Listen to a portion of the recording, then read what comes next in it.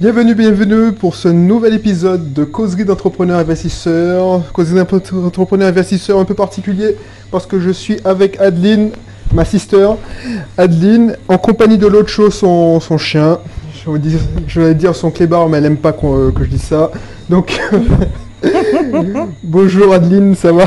Salut, ben ouais ça va, ben en vacances donc ça va.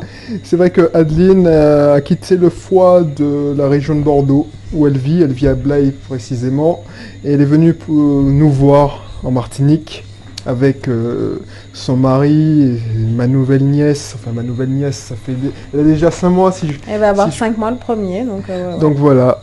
Et l'autre show qui est un peu stressé parce que c'est pour tout vous avouer. On est le 31 décembre et il y a des pétards. C'est ça, et l'autre show a peur des pétards, donc voilà. Donc ça, voilà, si vous entendez donc des aboiements, des bruits de chiens, des grenouilles, parce qu'on est en Martinique, donc il y a le bruit de fond, c'est normal. Donc voilà, je souhaitais interviewer Adeline, puisqu'Adeline c'est une investisseuse qui est déjà assez chevronnée, hein, même si elle veut pas, elle est trop modeste pour l'avouer. Donc Adeline, tu as combien de biens avec ton mari? Alors, en tout, nous avons 6 biens. J'en ai 3 à moi. Mon époux en a un à lui et nous en avons 2 en commun. Donc voilà. Donc ça fait 6 en tout. Et c'est quoi ton modèle économique? Parce que est-ce que tu donnes la location saisonnière, dans la location en vide? Alors, pour tout vous dire, en fait, moi j'aime... toutes les opérations qui ont été faites sont des opérations qui pour nous doivent être blanches, c'est-à-dire qu'en fait on ne veut pas que notre argent personnel, que notre épargne personnelle vienne migrer dans le business. Donc chaque appartement ou l'ensemble des appartements s'autogèrent, voire nous permettent d'avoir un petit peu d'argent chaque mois, chaque année. Donc du coup le seul modèle économique qui nous va, c'est le meublé. Donc du coup, le vide, ça ne nous allait pas du tout.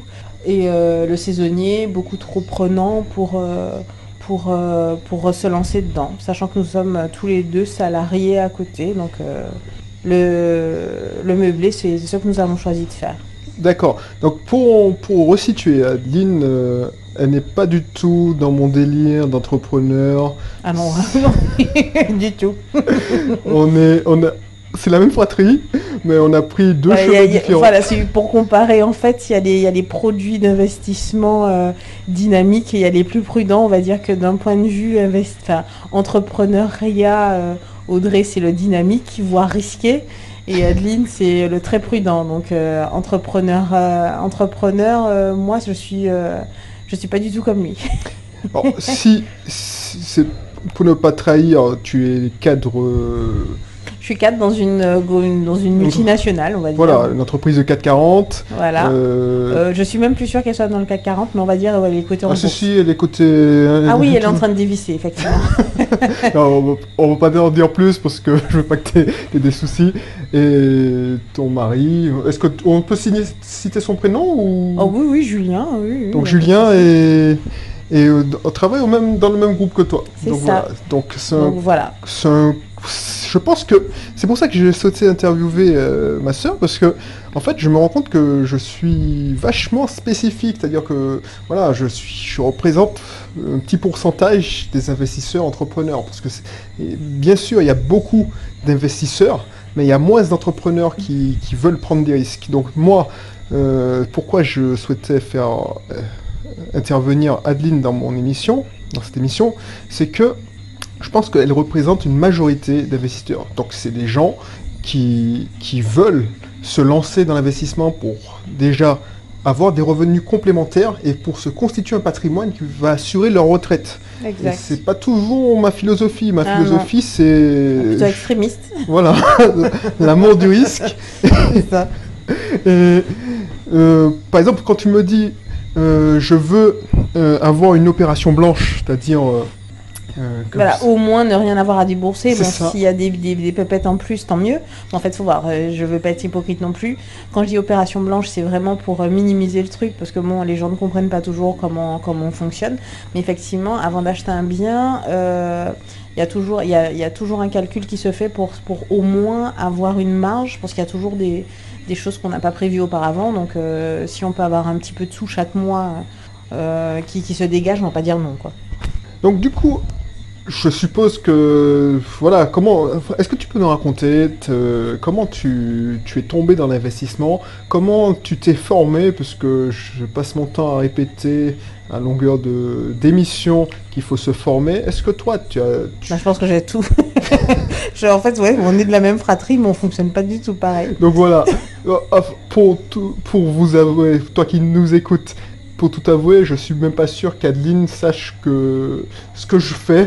Non, c'est vrai que je sais pas du tout. Il me raconte, mais en plus je retiens pas toujours, donc je connais les grandes lignes, mais effectivement il me parle d'énormément de choses. Bah, effectivement, on fonctionne pas de la même manière, donc c'est peut-être pour ça que je vais parler davantage à un plus grand public qu'Audrey, parce que mine de rien, c'est des fois un peu compliqué ce qu'il raconte et peut-être un peu trop spécialisé.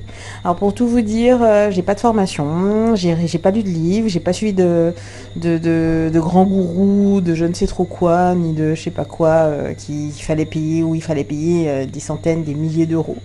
Moi, tout est parti du bon sens. C'est bête et méchant, des additions, des soustractions, de la lecture, beaucoup de choses. En fait, c'est parti d'un truc tout con.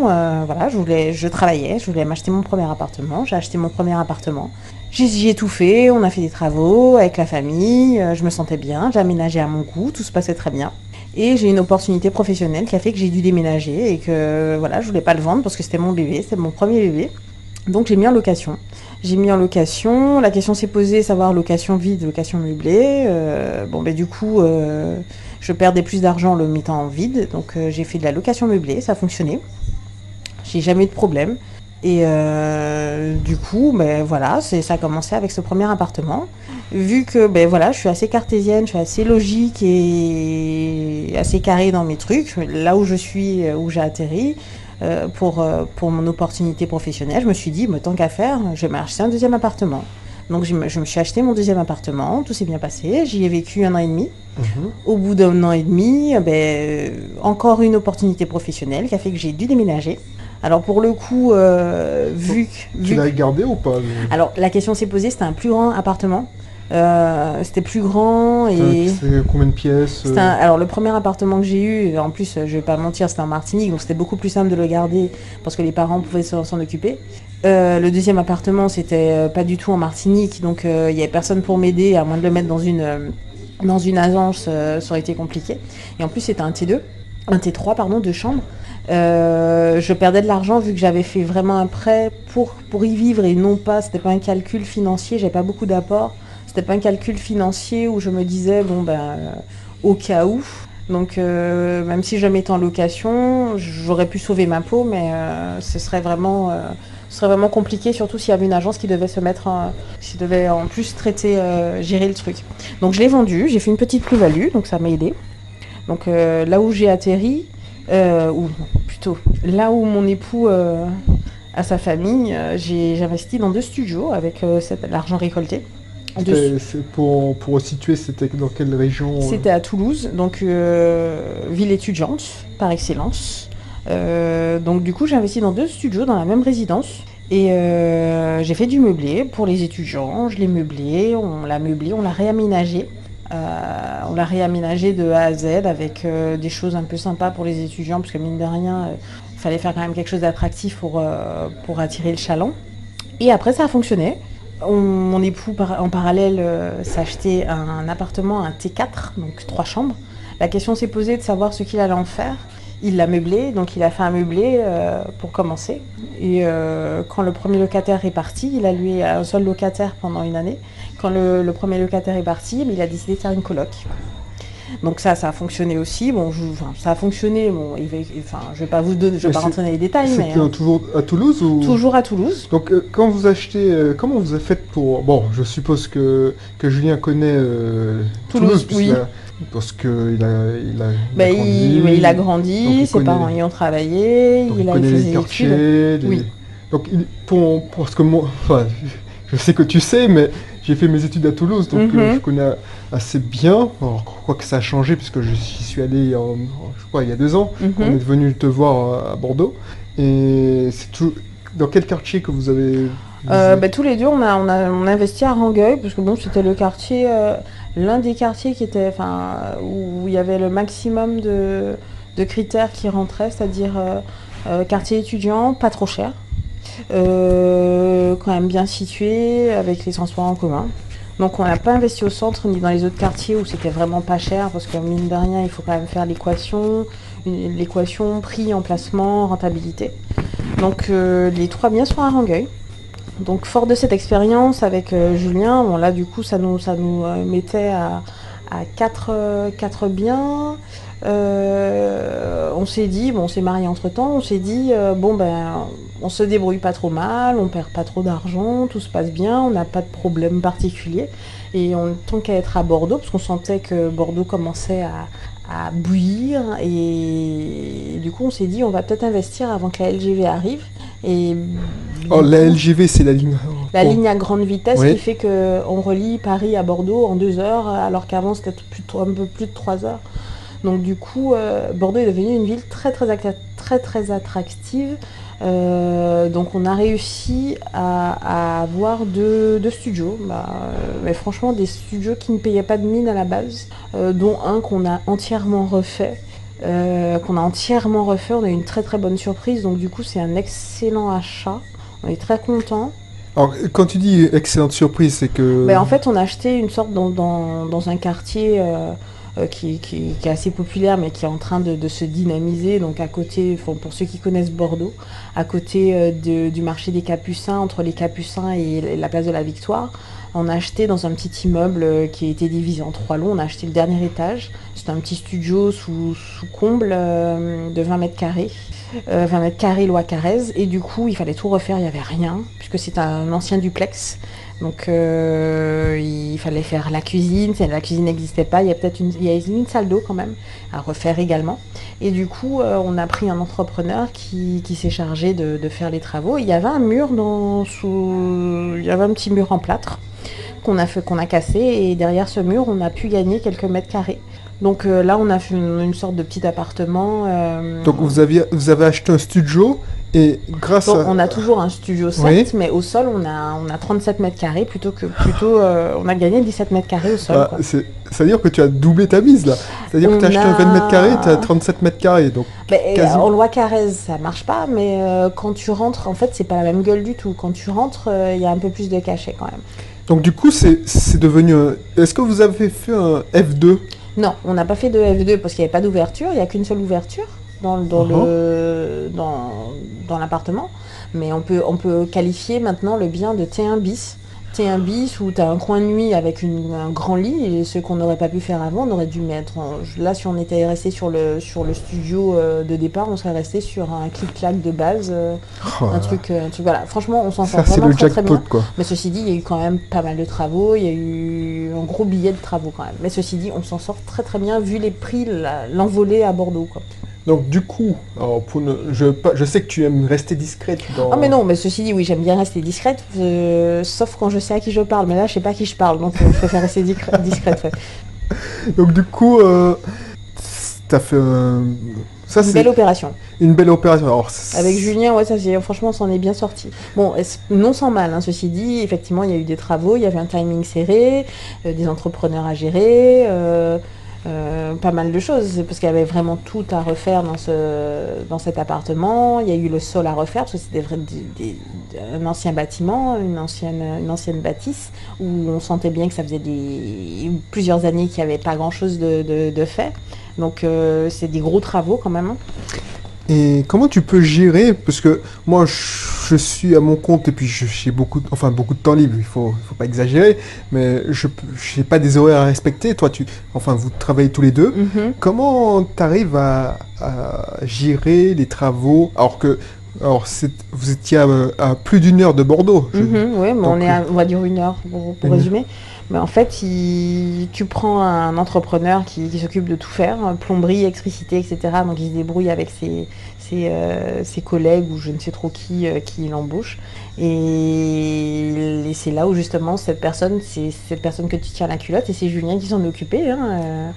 Bizarrement, c'est toujours plus simple quand c'est un mec qui parle à un autre mec. Hein. Et surtout quand il y a des choses à faire respecter, la grosse voix est beaucoup plus respectée que la petite voix fluette que je peux avoir. Même si je pense ne pas être si sympa que ça quand il fait gueuler. Mais bon, apparemment, psychologiquement, il y a encore des choses à faire. Mais pour les travaux, effectivement, il faut être à la culotte, il faut rien lâcher, il faut toujours rappeler. Et s'il y a quelque chose qui ne va pas, toujours poser des questions. Alors, effectivement, maintenant vous investissez en couple, mais je te rappelle que tu as commencé à investir seul. Oui, Donc, du coup maintenant c'est... Alors, même si chaque bien qui était acquis par celui qui l'a acheté reste au nom de celui qui l'a acheté, on gère tout maintenant, c'est un peu comment on gère tout ensemble. Oui, mais ce que je voulais te dire, c'est que tu as quand même réussi à investir seul. Alors, je ne sais pas si dans tes premiers appartements, il y avait des travaux. Le tout premier où justement je pensais vivre, où j'ai déménagé, il y avait quelques travaux à faire, mais comme c'était mon premier appartement où j'allais y vivre, bon, papa m'a aidé pour la cuisine. Par contre, je peux dire que j'ai peint tout l'appartement toute seule et je ne le ferai jamais. Je déteste la peinture, c'est ignoble. La déco, j'ai passé des heures au carré à choisir chaque objet, chaque meuble, etc. Donc il y a eu quelques petites choses à faire, mais c'était pas de l'acabit de ce qui s'est passé. Non. Les 2 studios à Toulouse, il y a eu c'était de la peinture, de l'aménagement, du bricolage, et Julien justement m'a beaucoup aidé pour ça. Et dans son T4, il y a aussi, c'était pas des gros travaux. Vraiment, là où on a vraiment travaillé, c'était vraiment pour les 2 dernières acquisitions à Bordeaux. Là où il a fallu tout faire, où c'était l'entrepreneur qui s'en est chargé, même si Julien a quand même été derrière et il est repassé pour faire 2-3 finitions. Et le dernier appartement qu'on a complètement changé, qui avait une disposition, et on a complètement revu la disposition. Donc du coup, c'est quelle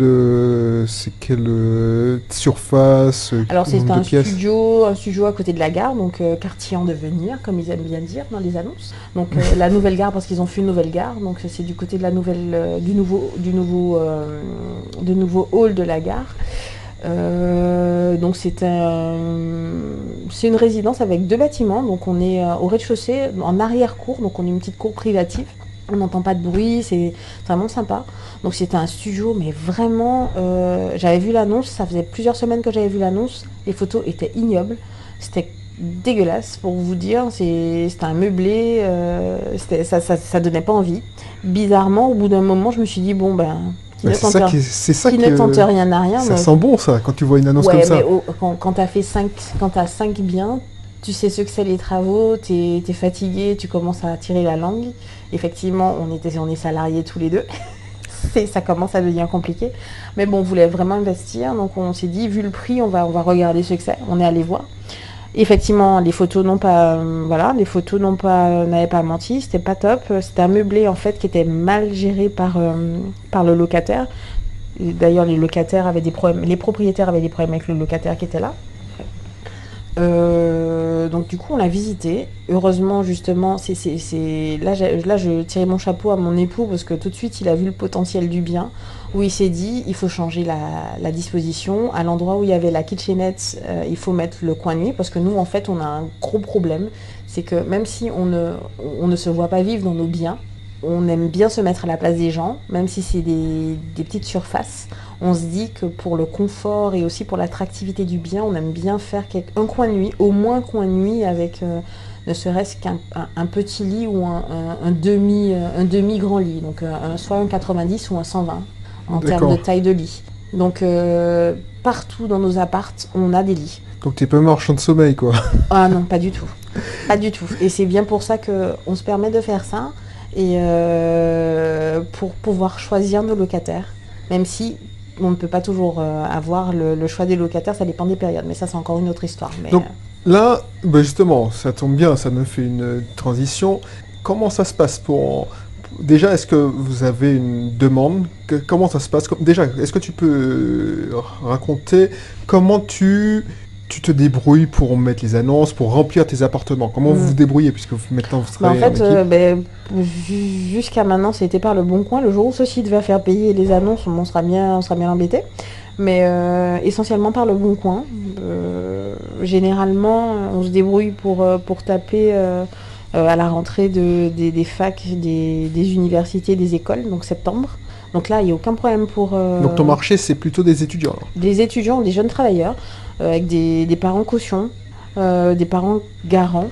Et parce que du coup, on se dit, voilà, on n'a pas de problème, quoi. Donc, justement, je sais que tu n'as pas vu cette vidéo, non, mais je me donnais mon avis sur... Ça tombe bien que tu ne l'aies pas vu d'ailleurs, comme ça ce sera... Ah mais non, au moins on ne triche pas, c'est bien. Donc du coup, moi j'ai donné mon avis entre le choix d'un jeune travailleur et un étudiant. Si tu as 2 dossiers qui arrivent, qu'est-ce que tu choisis? Quel est ton avis? Si j'ai 2 dossiers qui arrivent, ça c'est dur, hein, parce que ça dépend aussi de ce que la personne qui loue cherche. C'est sûr que s'il veut pas être embêté, niveau pépette, niveau paiement, même pas, je peux même pas donner mon avis comme ça. Toi, qu'est-ce que tu fais? Si le jeune travailleur a ses parents caution, je prends le jeune travailleur. S'il a ses parents caution, parce que c'est un mec qui vient de finir ses études, donc c'est encore un étudiant, il a ses parents derrière. Et lui, je sais qu'en avril-mai, il va pas me lâcher pour me dire qu'il part en stage. Il peut me lâcher en décembre, certes, mais il y a plus de chances qu'il reste au moins 1 an dans l'appartement pour faire des économies et pour partir ailleurs. Tandis que l'étudiant, surtout s'il est en dernière année, il va partir faire son stage et en avril-mai, il faut jouer des coudes pour trouver un locataire, hein, parce que tous les biens sont vides. Ah, ça c'est sûr. Moi, j'ai déjà eu un départ, justement, c'était en médecine, dans ma coloc à Lyon. Et c'était justement en avril-mai. Assez raide. Et il n'y a plus autant de choix. Non, c'est raide. Là où tu mets une annonce en octobre, septembre, ouais. Tu as 60. Enfin, ça m'est déjà arrivé. Hein, c'est-à-dire que j'avais même pas la notification du Bon Coin pour me dire que mon annonce était acceptée. Je commençais à avoir des emails de demande, puisque moi, je veux plus parler au téléphone. Donc, comme tu me connais, je suis assez sauvage. Mais moi, tu me donneras ton avis d'ailleurs. Qu'est-ce que tu fais, toi? Tu donnes ton téléphone ou... Non, pas du tout. Alors là, non, mais franchement, j'ai remercié le ciel de ne pas l'avoir donné le jour où on a mis l'annonce pour notre premier bien à Bordeaux. En moins d'1 heure, on avait plus d'100 d'emails. C'était horrible. C'est horrible, ça c'est des problèmes de riches. Ouais, mais non, mais c'est terrible parce que nous on est assez empathique, parce que mine de rien on est empathique. Si on vous dit qu'on met un coin de nuit pour le confort de nos locataires, c'est qu'on se met à la place des gens aussi. C'est terrible parce que quand tu fais les visites et quand tu vois la détresse dans les yeux des étudiants et même des parents, là tu te dis, heureusement que je suis pas marchande de sommeil, et comment les gens font pour être aussi dégueulasses, quoi. Parce que quand tu as la détresse dans les yeux des gens et qui te disent, ça fait 2 semaines que je suis là, que j'attends un logement, et ils ont l'argent, ils t'ont dit dossier béton. On a refusé des gens qui avaient des fiches d'imposition monstrueuses, mais voilà, enfin, c'est compliqué, c'est vraiment compliqué. Et du coup, toi qui investis à Toulouse, enfin vous qui investissez à Toulouse, bon, tu as un bien aussi en Martinique. Oui. Donc, il y a 3 marchés. Toulouse, Bordeaux, ouais. Martinique, Toulouse, Bordeaux. Donc, vous êtes sur les 3 marchés. Est-ce que tu vois une différence entre déjà Toulouse et Bordeaux? Je pense que ça va être... En fait, on ne peut pas comparer parce qu'on n'a pas du tout des biens similaires. À Bordeaux, on est au centre-ville. Le centre-ville est toujours beaucoup plus attractif que les quartiers périphériques. On reste toujours dans les grandes villes, hein. C'est sûr qu'on n'a pas pris de villes... autre que Toulouse et Bordeaux. Donc c'est Toulouse, pas centre, mais Rangueil, et Bordeaux centre.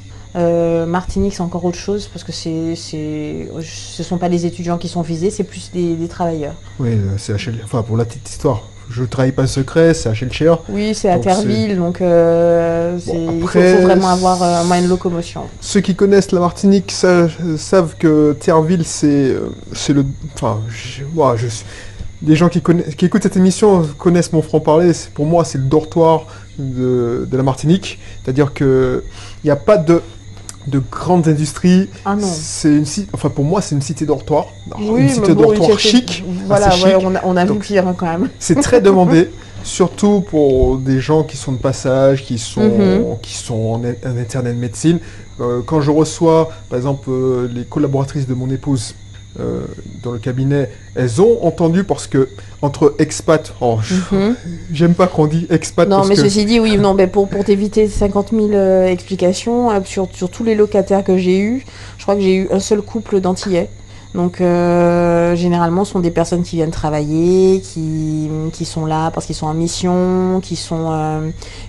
j'ai eu des fonctionnaires, mais toujours des métros. Donc voilà, enfin, ceci dit, effectivement, il n'a pas tort. Shellshare, c'est une sorte de dortoir. Les gens, ils recherchent peut-être pour la tranquillité. Je n'ai pas d'explication, mais bon.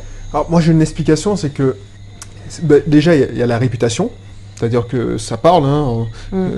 Quand tu vas sur les forums, tu dis oui, où est-ce que tu veux habiter? Moi j'habite à... Donc voilà. Et puis c'est une ville qui est quand même assez... qui bouge. Enfin, il y a quand même une certaine animation. On peut aller au nord et au sud. Hein. C'est ça. Donc voilà, c'est pas Fort-de-France.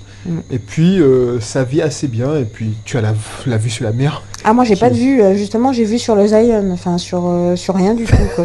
J'ai vu, mais par contre c'est hyper tranquille. C'est hyper tranquille. Et ton taux de remplissage sur ce bien, c'est... 100%. Bon, éventuellement, il y a quelques jours ou semaines de vacances sur 2-3 ans pour faire des travaux ou parce que ça s'est mal goupillé, etc. Mais franchement, j'ai pas à me plaindre.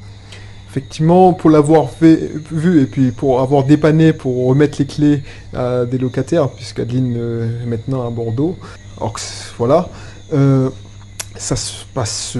voilà, c'est hallucinant. C'est-à-dire que on peut penser que parce que on peut considérer que la Martinique c'est une province lointaine. C'est pas des grandes villes comme tu vois Bordeaux, Lyon, Toulouse, Paris. Et il y a des gens qui pourraient avoir peur. Et pourtant, ce bien-là, ça fait combien de temps que tu l'as? Depuis 2011, je l'ai mis en location en 2012. Donc ça fait déjà... Ça fait plus de 5 ans. Plus de 5 ans et je vois que... Voilà... je pense que t'as pas eu une... Allez. Non, j'ai pas eu à tout casser, j'ai pas eu un mois de vacances. Au pire, et en gros... Bon, on va dire un mois, à tout casser. Voilà. Allez, 3 semaines, allez. 3 semaines cumulées. Oui, cumulées, ouais. Cumulées. Donc, et avec des travaux en plus... des travaux pour refaire un peu d'électricité, des trucs qui partaient un peu... qui partaient mal, mais non. On a toujours... Mais faut voir aussi que, mine de rien... pour avoir un peu vu les annonces qu'il y avait autour, le prix et ce que les gens proposaient, je pense que ça correspond plus aux standards européens, ce que je propose. Donc c'est vraiment on va dire un ameublement contemporain, des couleurs qui sont assorties. J'avais même poussé le délire à mettre les interrupteurs, les prises, etc. Couleur marron, porte couleur marron, enfin tout, voilà. J'ai essayé d'assortir un peu les coloris du bien. Alors j'essaie d'identifier ton modèle économique, parce que moi je suis assez on va rester, ouais. Donc toi, c'est plutôt ameublement, assez chic, si je comprends bien. Chic mais pas cher, quoi. Enfin, faut pas non plus faut pas se leurrer, hein. Les mecs ils vont pas prendre soin de ton truc, hein. Donc chic, enfin c'est quelque chose, il faut que ça... je ne veux pas te dire le premier prix, parce que bon match qui a coûté cher, les gens qui comprennent le créole vont comprendre, mais donc on va dire que le bas de gamme coûte cher, parce que mine de rien, ça va durer 2 semaines et il faudra le racheter, donc ça sert à rien. Autant prendre le moyen de gamme, le truc qui paye pas de mine, enfin qui est quand même assez classe, mais qui coûte pas cher. C'est vrai que en ce moment, l'enseigne qu'on fréquente le plus avec mon époux, c'est Conforama.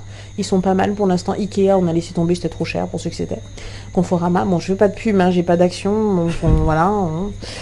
Mais il faut prendre quelque chose d'esthétiquement sympa, mais qui va pas revenir super cher, mais qui va justement donner l'impression de classieux, voilà.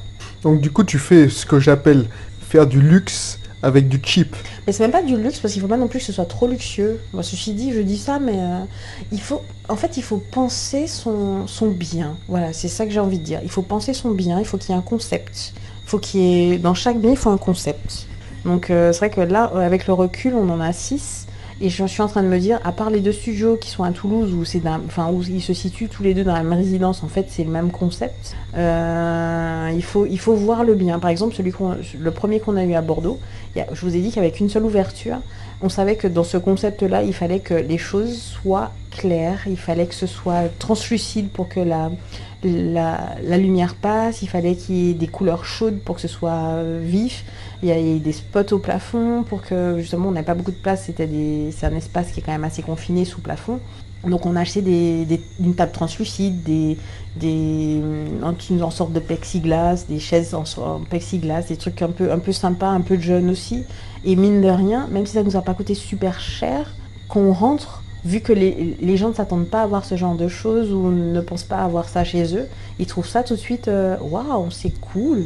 Ce que j'appelle l'effet wow. Donc, Adeline, tu n'as pas vu une de mes formations. Ah non, pas du tout. Et là, tu es en train de... J'ai pas envie d'y aller non plus. C'est pas parce que je dénigre mon frère, mais c'est que j'estime qu'en fait, la location, c'est une question de bon sens, quoi. C'est une question de bon sens. Hein. Et pourtant, tu es en train de décrire exactement ce que je écoutez, peut-être que c'est parce qu'on est frères et sœurs, j'en sais rien. Non, mais tu vois, ce que je veux te dire, c'est que, voilà, après... Tu as pris combien de temps pour avoir ce bagage? Enfin, ça fait combien de temps que tu fais de l'investissement? On a commencé, j'ai commencé en 2012. Il y a eu. Donc t'as déjà. Il y a eu quand même des périodes où il n'y avait rien. Entre 2012 et 2015, il n'y a rien eu. Parce que bon, voilà, j'avais qu'un seul bien, donc ça me suffisait. Ouais.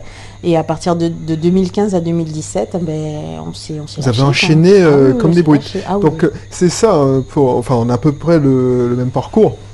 Toi qui nous écoutes, tu vois, Adeline, quand elle dit que c'est du bon sens, c'est vrai. C'est-à-dire que quand tu vas acheter une de mes formations, quand tu achètes une formation, je ne vais pas te raconter d'histoire. Tu pourras trouver les informations gratuitement sur YouTube ou en discutant avec des investisseurs comme Adeline qui ont déjà de l'expérience. On a déjà coaché pas mal de monde d'ailleurs. Donc voilà.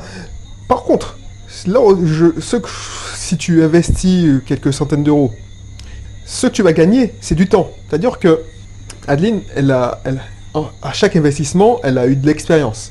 Ce que tu achètes, c'est pas, je veux pas du rêve, genre oui, achète ma formation et voilà, je vais moi, je m'engage pas sur une rentabilité comme certains.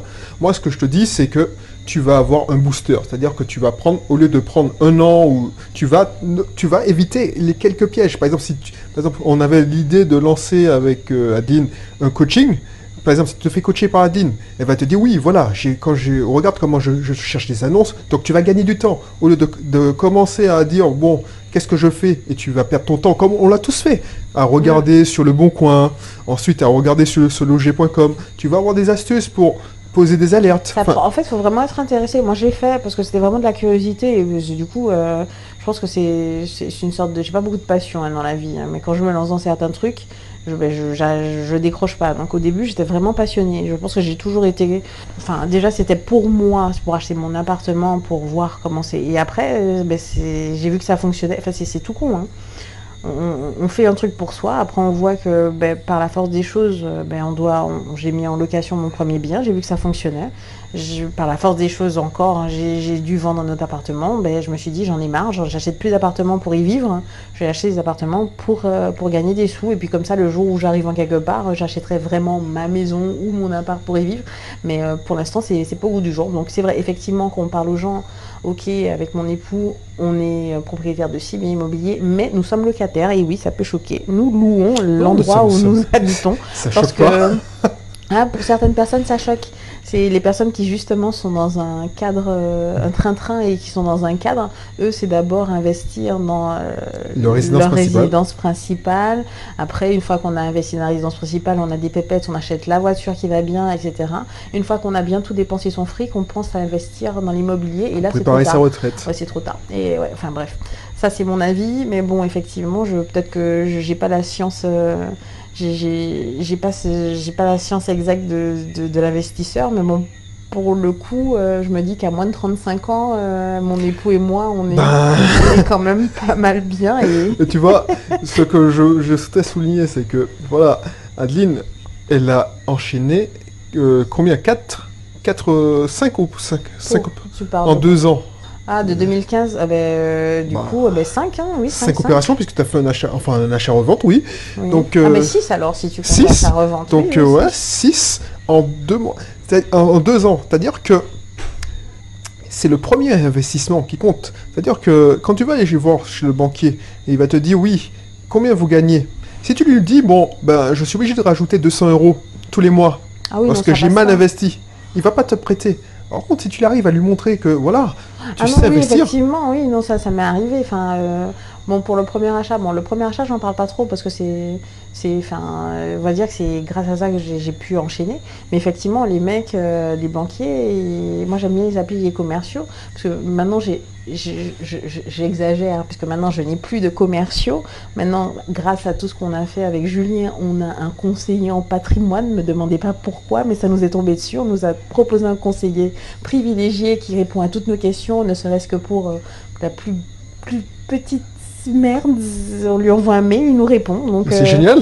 Ah non, mais j'ai pas à me plaindre. Du coup, moi, je suis très contente. Bon, ceci dit, il essaye de nous vendre quand même des choses, mais c'est quand même un commercial. Mais on va dire c'est un commercial privilégié qui est quand même un peu plus élaboré que ses collègues. Mais bon, j'ai rien contre les banquiers. Je vous aime si vous écoutez, vous êtes sympa, mais en même temps, essayez aussi de vous mettre à la place de vos clients, parce que mine de rien, qu'on ne sait pas vraiment se faire comprendre, qu'on ne sait pas s'exprimer correctement ou qu'on ne sait pas faire passer le message, vous êtes raide.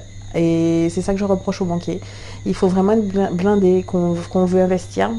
Il faut vraiment être sûr de soi et expliquer ce qu'on veut faire. Parce que si ça passe pas, en fait, ça reste des humains. Si le feeling ne passe pas, eh ben, ils vont pas débloquer les sous et votre projet restera au point mort. Ouais, effectivement. Et ça, c'est le plus important.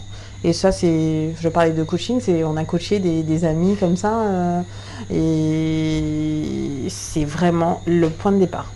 C'est vrai que j'appuie vraiment dans tous mes cursus d'ailleurs, parce que toutes mes formations, aussi bien pour l'entrepreneuriat, c'est-à-dire les gens d'auto-école, les professions paramédicales, l'investissement immobilier, il y a toujours un module finance, parce que c'est hyper important. Et pourtant, on se fait par exemple, moi, la dernière fois que je suis allé voir mon banquier, limite, je suis allé en Bermuda, mais effectivement, si tu n'arrives pas à avoir son vocabulaire, ben, vous comprenez pas. Si tu n'arrives pas à lui montrer que, voilà... Il faut qu'il comprenne que vous savez où vous voulez aller et comment vous allez le faire. Vous avez une vision. C'est le plus important. Et il y a des mots-clés à avoir. En fait, c'est une sorte de technique de séduction financière. C'est pareil avec les agents immobiliers. Pareil. Enfin, il faut avoir le discours pour... C'est assez bizarre, hein, mais... Voilà, il ne faut pas être sur ses grands chevaux, parce que mine de rien, peut-être qu'il y a peut-être des entrepreneurs qui ont un ou deux biens qui se croient déjà super forts. Franchement, il ne faut pas monter sur vos grands chevaux, il faut rester humble. Je pense que l'humilité, c'est super important. C'est vraiment important, et il faut écouter les gens, il faut avoir l'intelligence de l'investisseur. C'est ça que j'appelle l'intelligence de l'investisseur. D'ailleurs, tu partages tes informations, tes techniques dans ton blog, puisque pour la petite histoire, il y a 2 ans, c'est ça? Tu m'avais appelé, tu me dis ouais, j'ai envie de créer un blog parce que voilà, je pense que non mais en même temps il y avait tellement de choses qui se passaient parce qu'on a fait énormément de choses. Et on s'est dit que, je dirais, moi je me suis dit en tant que femme, j'étais confrontée à énormément de choses. Le regard des gens, déjà en plus, alors, je cumulais les handicaps. Je fais plus jeune que mon âge. Déjà, j'étais jeune. À l'époque, j'avais 32, 33 ans. Donc, je suis plus jeune que mon âge en plus. Donc, je faisais moins de 30 ans. Je suis noire. Je suis une femme. Donc... J'arrivais, je voulais déjà les rendez-vous pour visiter les appartements, les agents immobiliers, dont je pense qu'ils ne me prenaient pas trop au sérieux. Les banquiers, bon, mon banquier à l'époque, ça allait. Les personnes qu'on voit au fur et à mesure, ils ne prenaient pas au sérieux en tant que femme. Donc, je suis pas féministe, hein, pas du tout. Enfin, en tout cas, peut-être à peine. J'estime que on a droit à faire des choses, on n'est pas traité de la même manière et c'est ça que je trouve injuste. Donc je voulais partager mon expérience pour savoir déjà si j'étais seule à être confrontée à ce genre de choses, expliquer aussi dire aux personnes qui veulent se lancer, bon, femmes surtout, mais leur dire n'abandonnez pas, ne vous laissez pas marcher sur les pieds, on essaiera de vous décourager, voilà, vous laissez pas faire, c'est normal, vous avez de l'ambition, allez-y. Si on vous traite d'une certaine manière, continuez quand même.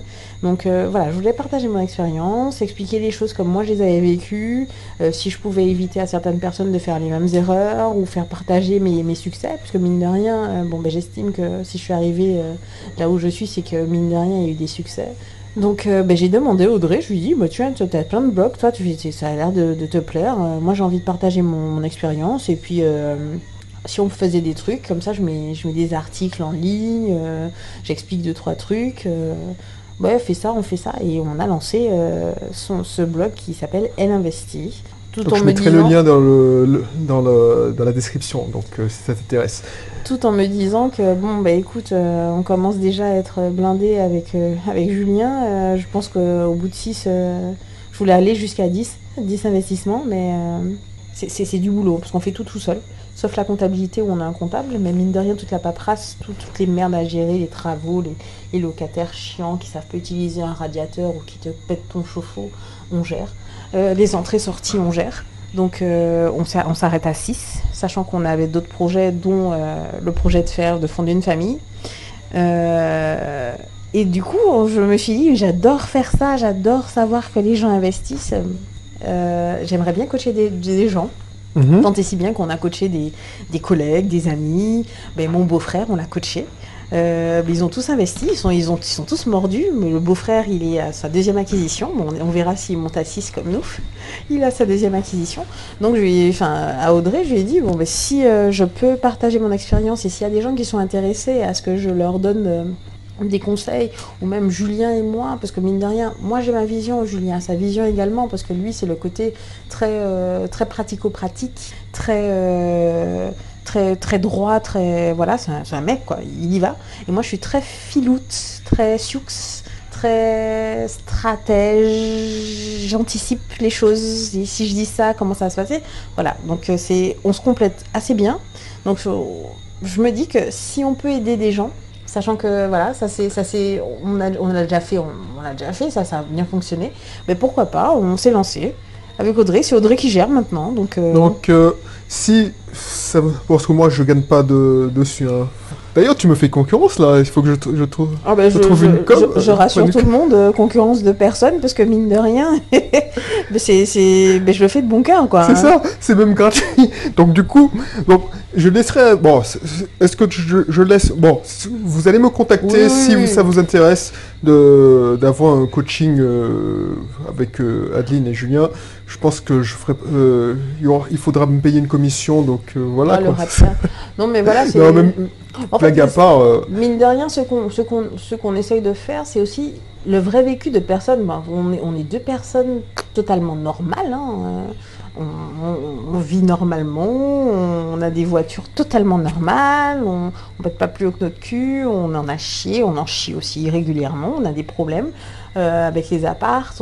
En fait, voilà, le coaching dont on parle, c'est le vécu de personnes d'investisseurs lambda, quoi. C'est le quotidien, quoi. J'ai envie de dire papa-maman, mais bon, c'est vrai qu'on n'est pas papa-maman, mais c'est des investisseurs normaux.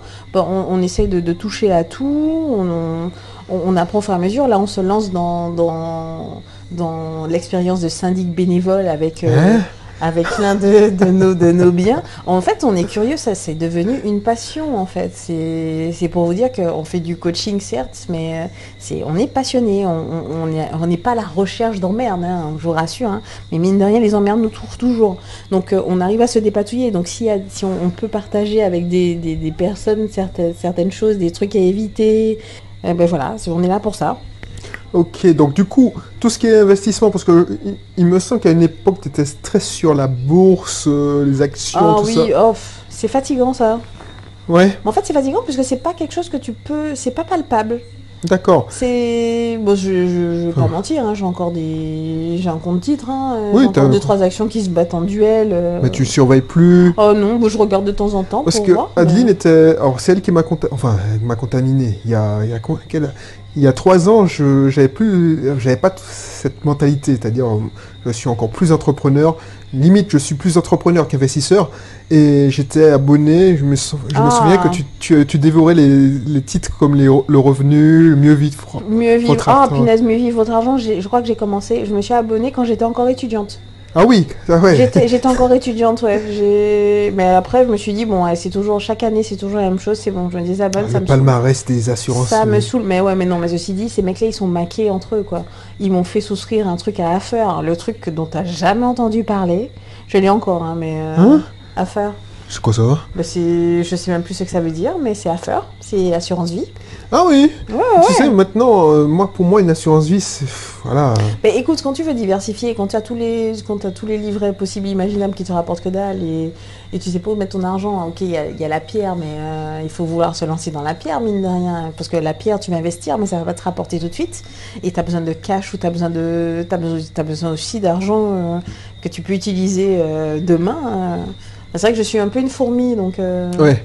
Donc j'aime bien savoir qu'il y a quelque chose qui traîne en quelque part que je pourrais utiliser en cas d'urgence. Et investir dans une start-up, ça te dit pas? Ah putain, la personne, il faut qu'elle soit vachement convaincante, hein, quand même. Je suis pas du tout entrepreneur. Non, bah... Parce que toutes les merdes là que j'ai toujours... je me souviens, le truc qui m'a toujours interpellée, c'est le truc, la taupe là qui chantait « Ah, je suis mignon, mignon, mignon ». Oui. Je me souviens, je t'avais dit « Mais ce truc-là ne marchera jamais, c'est de la merde ». Et toi, tu m'as dit oh, « Je suis sûre que les gens vont appeler ». Eh bien, il avait raison. Moi, je suis pas du tout entrepreneur. Mais c'est vrai que quand je me rappelle, quand j'étais petit... C'était déjà ça. Je me souviens que quand on était au primaire, j'avais fait déjà je faisais du business. Ah oui, c'est le mec qui avait toujours une idée pourrie, mais pourrie qui fonctionnait, faire un journal à vendre aux copains. Ah ouais, je t'avais forcé à vendre à tes camarades. Putain, j'étais une piètre commerciale et elles ont lu le journal, elles n'ont jamais acheté parce qu'elles l'avaient lu, donc elles s'en foutaient. Qu'est-ce qu'on a fait ensemble? Bon, il y a prescription, il y avait le business aussi. Non, toi c'était ma banque en fait. Ouais, j'ai toujours... Ouais, c'est ça. Même j'étais pas dans ton délire. Effectivement, mais elle me donnait... Comme elle l'économisait, puisque c'est une fourmi. Par exemple, je me souviens qu'une année, alors les plus jeunes ne connaissent pas, mais à l'époque, on gravait des CD. Mais c'était pas l'époque où les MP3 étaient... Alors, on entend Margot qui pleure. Je sais pas. Tu veux aller la réconforter? Je sais pas si... Je pense que Julien est avec elle. Ok, mais voilà, j'ai toujours été businessman et elle, fourmi. Mais bon... Oui, mais j'aime pas prendre de risques, c'est pour ça, donc... Moi, j'aime bien quand les choses sont claires, quand je sais où je vais, où je pose les pieds. Mais c'est pour ça que même à la plage, j'aime bien savoir où je mets mes pieds, je veux voir mes pieds dans l'eau. Donc c'est important pour moi d'anticiper les choses. Donc c'est sûr que Ah ouais, donc tu peux pas... Voilà, je peux pas me lancer comme ça prendre des risques, c'est compliqué pour moi. Il faut savoir qu'un entrepreneur, il prend pas des risques pour prendre des risques, c'est des risques calculés. Ah oui, mais mais c'est vrai que moi après, c'est le côté incertitude qui te dérange, je pense. C'est le côté incertitude, et puis c'est pas mon job, quoi. J'ai un job à côté, je veux pas me permettre de ne pas dormir la nuit pour me demander ce qui va se passer dans mon autre business. Déjà, juste les locations qu'on gère avec Julien, des fois c'est un peu pète-tête quand il y en a plusieurs qui sont vides au même moment. Et on se dit, est-ce qu'on va trouver un locataire? C'est déjà pas mal. Voilà. Mais non, mais lancer un business, je laisse ça aux personnes qui ont envie de le faire, et tant mieux pour elles. Moi, j'admire. Hein. Ok, bah ça fait quand même... Tu me disais, ouais, j'ai rien à dire, tout ça. Ça fait combien de minutes qu'on parle? Donc, déjà, pour conclure l'émission, est-ce que tu as des... Alors, j'ai bien compris que tu n'as jamais suivi de formation. Non. Tout ce qui est... alors, ce que tu appelles les gourous du web, j'en fais partie. Oui, mais j'en connais pas en plus, j'en connais pas des masses. Hein, j'en connais 2-3. Tu ne suis pas des gens. Non. Je supporte pas. Ok. Donc, non, parce que du coup, j'ai expliqué pourquoi je suis pas les gens. Après, je veux pas non plus faire mon hautaine. Hein. J'ai rien contre eux, hein, mais le problème c'est que je me dis que c'est du bon sens, et on peut partager des informations et une aide sans forcément être un gourou Bon, désolé pour toi. Hein. Non, mais moi, je me considère pas gourou. Je ne suis pas gros. Après, je comprends bien qu'il y ait des personnes qui en aient besoin, effectivement. Je juge pas, je ne juge pas du tout. Hein. Il y a des gens qui ont besoin d'avoir une sorte de mentor ou un modèle. Voilà, c'est ça. Un modèle à suivre. Donc du coup, oui, effectivement, je te rejoins sur ce truc-là. C'est-à-dire que il y a deux sortes de personnes sur Internet. Tu verras, si tu regardes, je peux te donner des noms. Il y a des gens qui n'ont même pas de formation, mais qui ont une chaîne YouTube, qui donnent des conseils, qui donnent des conseils gratuits d'ailleurs. Ah ben ça c'est cool, ça. C'est bien. Moi je suis d'accord avec ça. Moi je fais des formations, mais tout ce que j'offre comme contenu offert, c'est top. Bah, tant mieux. Après je te fais pas rêver en te montrant tout ce qui est grosse voiture, grosse villa. Non. Bon après, non, mais ceci je dit, suis sûr, il y a besoin de tout, parce que peut-être que moi, je ne fais pas rêver, et il y a des gens qui ont besoin de se projeter en disant, ouais, pour eux, la réussite, c'est conduire une grosse voiture, avoir une grosse villa. Bah, donc, ouais, tant mieux. Oui, peut-être, effectivement. Après, est-ce que tu as déjà lu des livres Le seul livre que j'ai pu lire, je crois que c'est même toi qui m'avais conseillé, c'est Père pauvre, Père riche, c'est quoi Père riche, Père pauvre. Ouais, un truc comme ça. Bah, j'ai lu, mais franchement, j'ai trouvé ça très intéressant, mais c'était du bon sens. C'est du bon sens, le mec il te dit des choses. Effectivement, il y a des explications un peu plus élaborées entre investisseurs, EI, je sais pas quoi. Il y a des oui, lettres, ça c'est le 2, c'est-à-dire le cadran de... Voilà, j'ai lu les deux. Et là, tu te dis, effectivement, c'est là où je me suis rendu compte que je n'étais pas entrepreneur. Je ne suis pas du tout une entrepreneuse, mais effectivement, je suis une investisseuse. Et c'est là où on comprend, on arrive à mettre des mots sur ce qu'on est ou ce que l'on veut être. Donc, pour toi qui nous écoutes, si tu n'as pas lu le livre, Robert Kiyosaki définit les êtres humains en 4 catégories.